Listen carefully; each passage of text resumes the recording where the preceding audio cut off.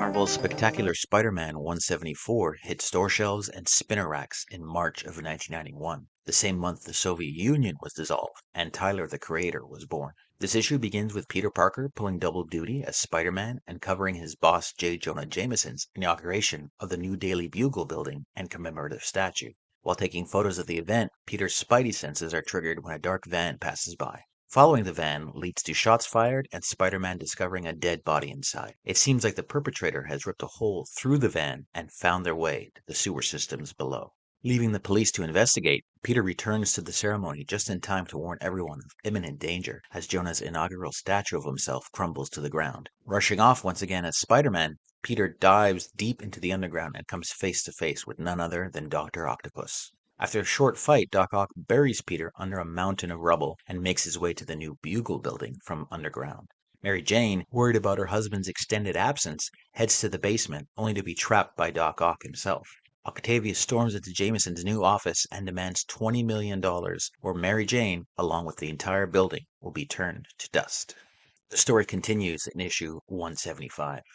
This issue was written by David Michelinie, Jerry Conway, and Terry Kavanagh. Michelinie only wrote a handful of Spectacular Spider-Man issues with a short run from 173 to 175, and Spectacular Spider-Man Annual Volume 1, Number 11 and 12, plus Spectacular Spider-Man Super Special Volume 11. He was known primarily as a writer for Amazing Spider-Man between 1987 and 1994, and for introducing the supervillains Venom and Carnage in 1992. Behind Stan Lee, Michelinie had the second longest run on The Amazing Spider-Man. Jerry Conway is best known for co-creating the Marvel Comics anti-hero The Punisher, as well as Ben Reilly's Scarlet Spider, and the first Miss Marvel, and also writing the death of character Gwen Stacy during his long run on Amazing Spider-Man. Conway briefly left Marvel, only to return in the 1980s and served as a regular writer on both Spectacular Spider-Man and Web of Spider-Man from 1988 to 1990. His run on Spectacular included such story arcs as the Lobo Brothers Gang War. Terry Kavanagh was a Marvel Comics editor from 1985 to 1997. He wrote such titles as Mark Spector Moon Knight, Avengers Time Slide, X-Men, and X-Universe. In the Web of Spider-Man 100, Kavanagh and artist Alex Safiewicz gave the lead character spider armor. He wrote the Spider-Man Punisher Sabretooth designer Jean story as well. Kavanagh was one of the writers on the Maximum Carnage storyline, which ran through the various Spider-Man titles in 1993. Sal Buscema was both penciler and inker on this issue. Buscema is the younger brother of comics artist John Buscema. In 1968, Sal began working for Marvel Comics, where John was already established as a freelance artist. From 1988 through 1996, he penciled and mostly inked a 100-issue run on Spectacular Spider-Man. This included such story arcs as the Lobo Brothers Gang War and The Child Within, written by J.M. DeMatteis, featuring the death of longtime Spider-Man supporting character Harry Osborn in number 200. In a 2002 interview, DeMatteis said, "I really loved the 2 years on Spectacular Spider-Man that I wrote with Sal Buscema drawing. Talk about underrated. Sal was one of the best storytellers and a wonderful collaborator. I loved that run." Joe Rosas is an influential comic colorist whose work spans iconic series at both Marvel and DC. With Marvel, Rosas contributed to memorable issues of Amazing Spider-Man, Uncanny X-Men, Captain America, Thunderbolts, and Darkhawk, showcasing his talent for bringing heroes to life through vivid color palettes. At DC, he worked on Justice League, Flash, and Wonder Woman, enhancing these characters with a distinct visual style. Known for his attention to detail and the ability to enhance emotional resonance through color, Rosas has left a lasting legacy in the comics industry, making him a beloved figure among fans and artists alike. Letterer Richard Parker worked on this issue. Parker got his start in the comics industry as a letterer from Marvel Comics starting in the late 1970s. Spider-Man editor Jim Salcrow recalled, "Not only did I like having him letter all the titles just so I can pretend to be J. Jonah Jameson and scream Parker at him all the time, but he lived not too far from me at the time, and I quite often would visit his home and hang out with him while he lettered pages, and then we dropped them off at the FedEx office together. This easily saved days on the schedule and got the books done much faster." Danny Fingeroth edited this issue. Fingeroth got his start in comics business in 1976 as an assistant to Larry Lieber at Marvel Comics. At Marvel, in the 1980s, he edited the Spider-Man titles as well as Marvel Team Up and Kazar. Fingeroth resigned from Marvel in 1995 to become editor-in-chief of Visual Comics for Byron Priest Multimedia and AOL. From there, Fingeroth served as senior vice president for creative development at Visionary Media, home of Showtime's World Girl, which he served as story editor. Editor-in-chief at this time was Tom DeFalco. DeFalco became Marvel's 10th editor-in-chief on April 15, 1987. He served from 87 to 1994, making him one of the longest-serving individuals to hold that post. The only editors-in-chief with longer service than him were Stan Lee, Jim Shooter, and Joe Quesada. He was a key member of the management team that took Marvel public, and under his leadership, Marvel's net profits from publishing rose by over 500%. After clashing with the company's upper management, DeFalco resigned in 1994. Did you know that up until issue 134, the title of this series was Peter Parker, The Spectacular Spider-Man? The Peter Parker part of the title was removed, and the series became simply The Spectacular Spider-Man. The logo changed from a distinctive design to using the same design as that of Amazing Spider-Man and the 1968 Spectacular Spider-Man magazine. This logo did not change again until November 1994 with issue 218. The reason that the Bugle is celebrating a reopening is due to Thomas Fireheart, who bought the Daily Bugle during a hostile takeover in Spectacular Spider-Man 156 in order to repay a debt to Spider-Man for boosting his public image. He later sold it back to Jonah in Spectacular Spider-Man 171. The original Daily Bugle building was left condemned and torn down after it was heavily damaged by graviton in Web of Spider-Man 64 and 65.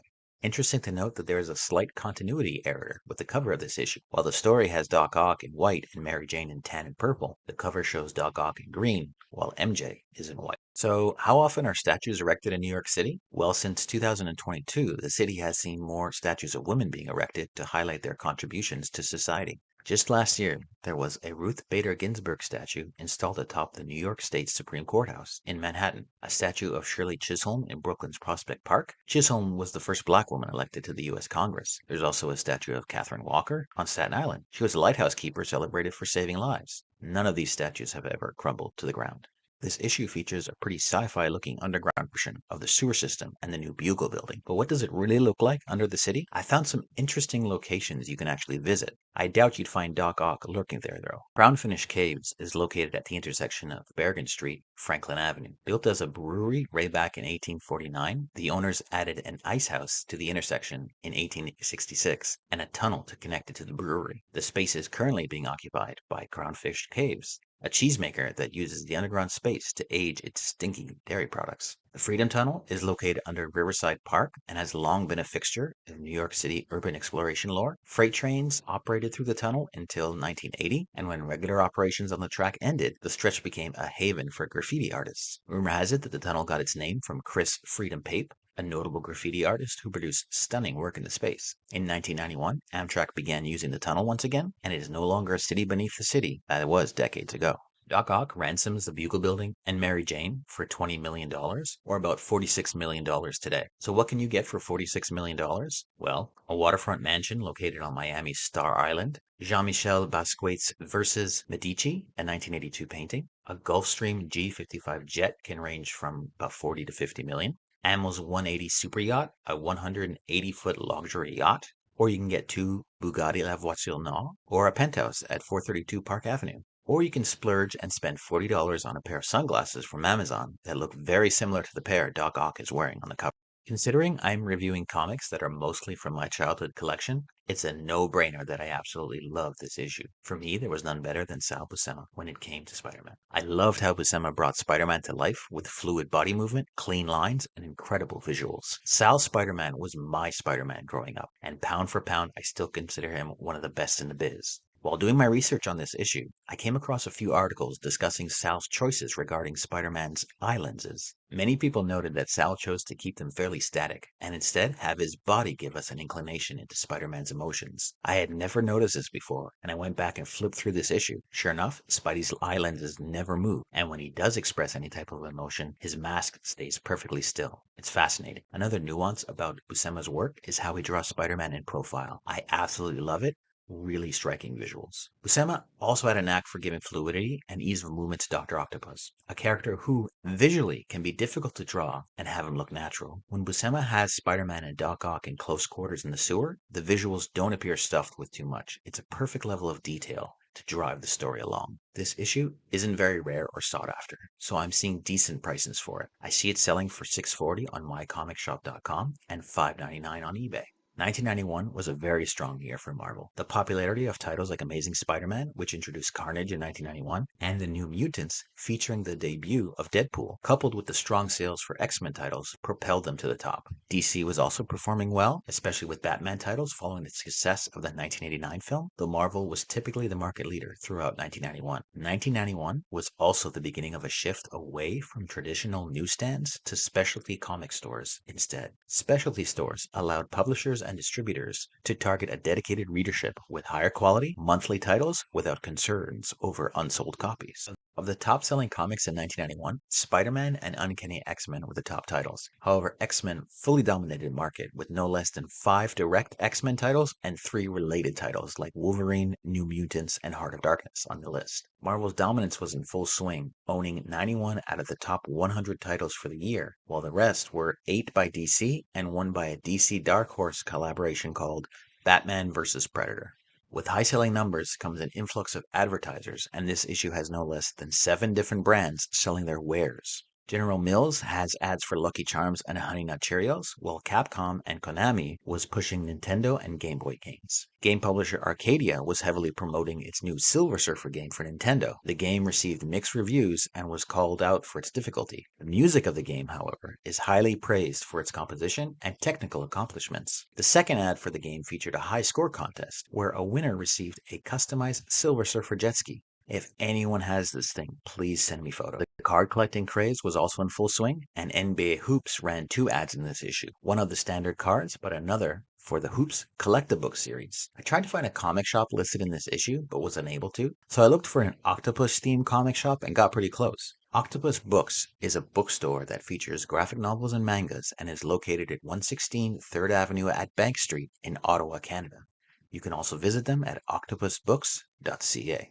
Thanks for checking out this video. If you want to see more, please hit like and subscribe.